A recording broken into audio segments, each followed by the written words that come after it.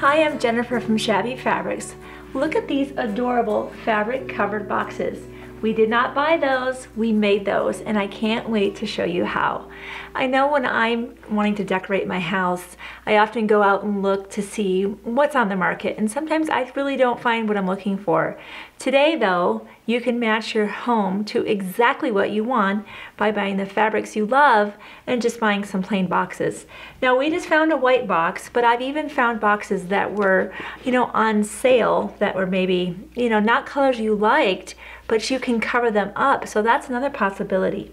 So the first thing you do is you definitely need some workspace. It's going to take room, and you're going to need an adhesive. This is the Super 77 Scotch adhesive. Now I will let you know ahead of time, this is fumey, so I do recommend that you probably do this in a well ventilated area, and definitely something that'll cover your workspace because it's going to get sticky. So let me show you how we made our fabric covered boxes. Today, what you're seeing here, these are made out of the Petite Paris collection from Michael Miller, and that collection came in 4 colorways. We have the rose, the blue, the violet, and then we have the black and the white. And it's just, I love it with the Eiffel Tower and the Fleur-de-lis. It's just such a neat look. I think it's just so contemporary, but yet stylish and fun. So let's get started. The first thing you'll want to do is really measure your box. You'll want to measure the side. So this side is, this is a square, but this is how you go about measuring it. So that's 4. The bottom is another 4. 4, so that's 12, and then we add another inch for the fabric to overlap. So in this particular case, we'll cut our square to 14. So to measure your box, whatever you'll be using, again, you just want to measure the 3 sides and then allow an extra inch for the overlap. If it's a rectangle, you'll just go ahead and measure the other side as well. So 14 inches for here.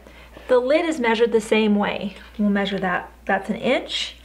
That looks like that's about 4.5, and another inch is 6.5.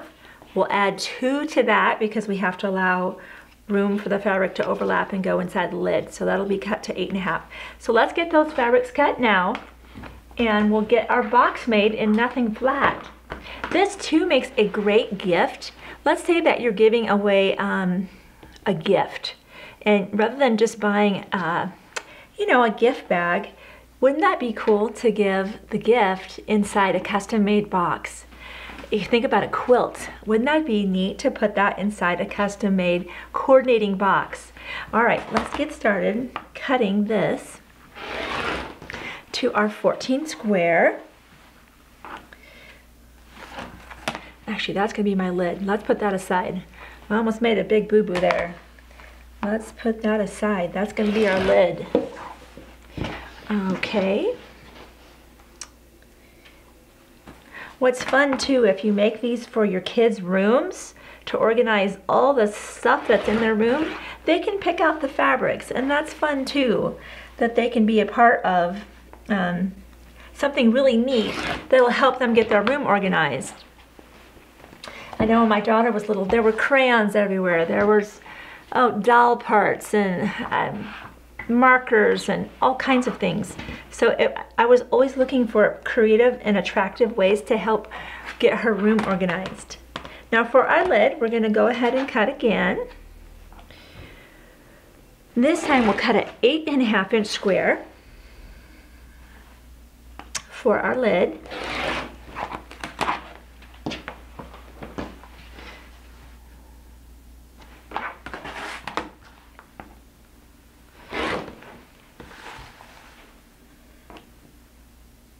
Okay, so we'll be done with the rotary cutter from now, and from this point on we'll be using some scissors. So you'll also want to have a good pair of scissors handy. The first thing that you'll do with the box is we're just trying to, and you can find center. If you don't know how to find center, the easiest way with a square, fold it in half, and press. That's how you find the center of a square. I'm just going to make note of where that is real quick. I have a friction pen. I use this constantly. You've probably seen this in every single video I've ever done because I love this pen. because if I mark somewhere I don't, oops, I didn't mean to mark there, a hot iron takes the mark away. So I'm just marking that because I want to try to visually find the center of that on my fabric. And I'm just trying to visualize that right now. And that looks about like center to me. And you always want to check it. So we'll bring up both sides. Oh, I want to scoot that a little bit more this way because we want the same amount to overlap and go over the top. So I'm going to scoot it just a little bit more.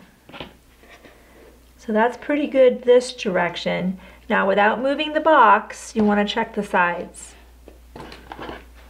And if you need to make any adjustment, I'm going to scoot this way slightly. Okay. I think that's pretty good right there. All right, now don't move that box. I'm just going to move it very gently so I'm kind of out of the way so you can see what I'm doing. Now this is where the small ruler comes in really handy. As you can see, the corner of the box and the corner of the fabric, you can see there's kind of a visual line there. We're going to line those up and measure out from the corner of the box, again projecting toward the corner of the fabric, 1 inch. I'm just going to draw that with my friction pen. Okay, and I'm going to do that on all 4 corners without disturbing my box, because now we have it where we want it to be. Let me scoot that up just a little bit more. I really want that ruler right up almost against the edge of that box. Right there is where I want to be. Let me check this one. Yeah, about right there. Okay, let's mark these back here. You can even kind of rotate this very subtly and it won't disturb anything. Same story. Let's get right in the corner of that box, shooting out to the corner of the fabric. We'll mark 1 inch. And we're going to do the same over here.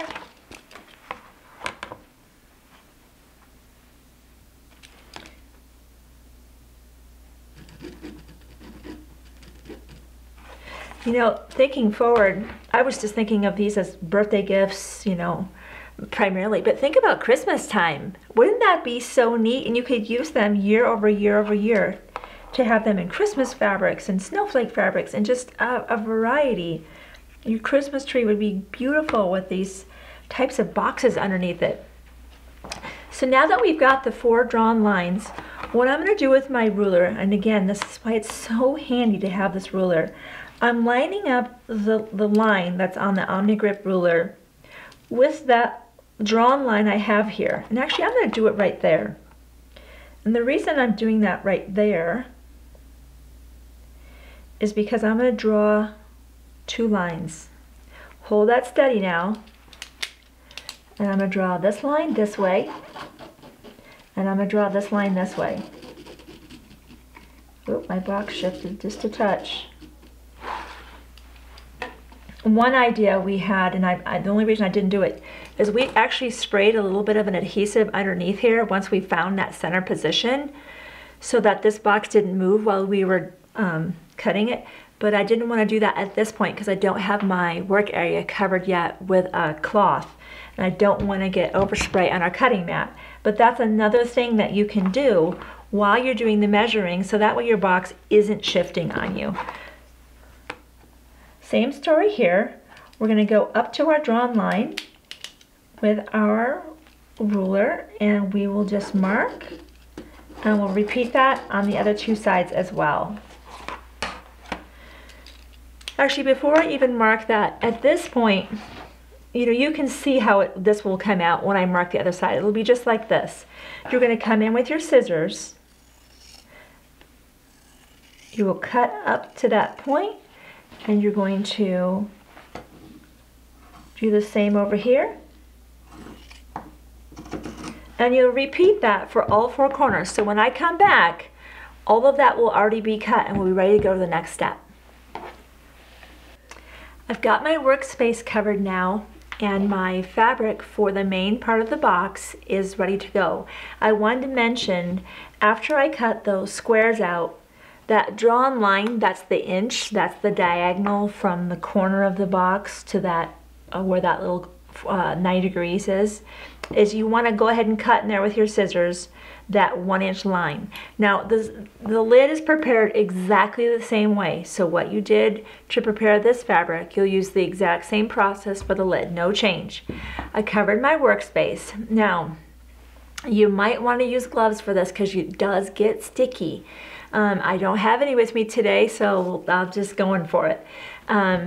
Now, one thing we did notice is you don't need a lot of this at all. And if you use too much, sometimes the liquid will actually kind of come through and leave a little bit of a darker area on lighter colored fabric. So this little bit goes a long way. The first thing that we did, again, get a well ventilated area, is we just put a little bit of a spray on this part of the fabric so it would hold our box steady while the rest of the box was assembled. So we're just going to put a little bit there. Notice how little I put in there. Those corners are going to be, you're going to line that up where those corner slits are that you just cut. And boy, you better mean where you put this because it's permanent. So right now, look at this. That's how permanent this stuff is. So I'm going to spray this flap and we'll work very quickly, bringing the sides up. I want to show you what I'm going to do. We'll bring the sides in and we'll be working the flap down inside the box. So let's do that. We'll work very quickly. It's tight, tight, tight, tight. You want that very tight. Let's smooth in those sides.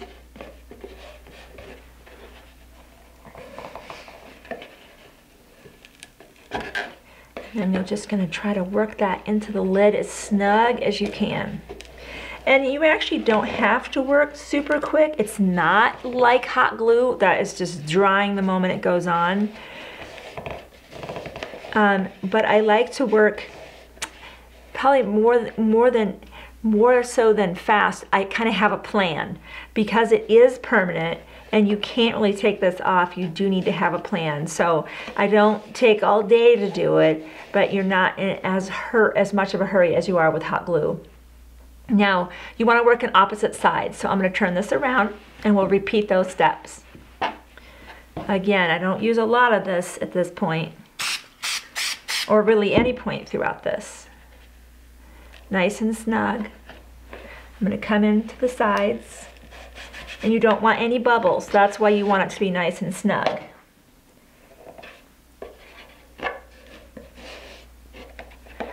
Up and over. And let's tuck in those little corners there. How cute already. Now for the side flaps, what we did, let me show you that so you know our plan. If we bring this up like this, you see we've got this flap and we don't want a raw edge out there. So what we'll do is we're going to spray on a little bit of adhesive, fold this over so that when you fold that up, it's running right along that edge. Do you see that? It's not out there or inside, it's running right along that edge. So when you fold it over, that's what you're going for. You're it's a visual extension of that line. So let's put just a little bit of spray there. And that's what we're going to do. In fact, it might be kind of good, just like I did, to test it and see if that's where you like it to be. And almost kind of crease that. So when you do put the adhesive on, you're going to go to that spot where you just were, and because I can see that crease line. Okay, now that that's all folded over and real flat, I'll spray that whole flap. And here we go, up and over and inside. Smoothing it out as we go. So there's that side. Don't they looks so professional with just a little bit of planning. Again, let's check our side, let's check our flaps here and make sure that's where we want them to be. See if that's where we want that to be. So that looks good. I like that spot. So let's open that back up and kind of finger press it. Now I wouldn't recommend a hot iron. This with heat, not good. This is definitely flammable stuff. So I'd keep any heat away from this at this point.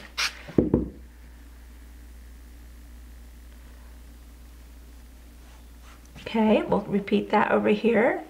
We're just gonna check it. Do we like that spot? Do we like that?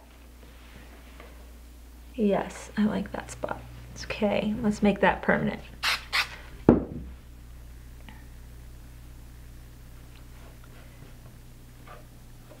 Then we'll spray the whole thing. Up we go. Up and over. Tight, tight, tight. Smoothing out as you go. If you kind of just roll your thumb kind of up it tends to smooth out any bubbles that might be in there. Like that.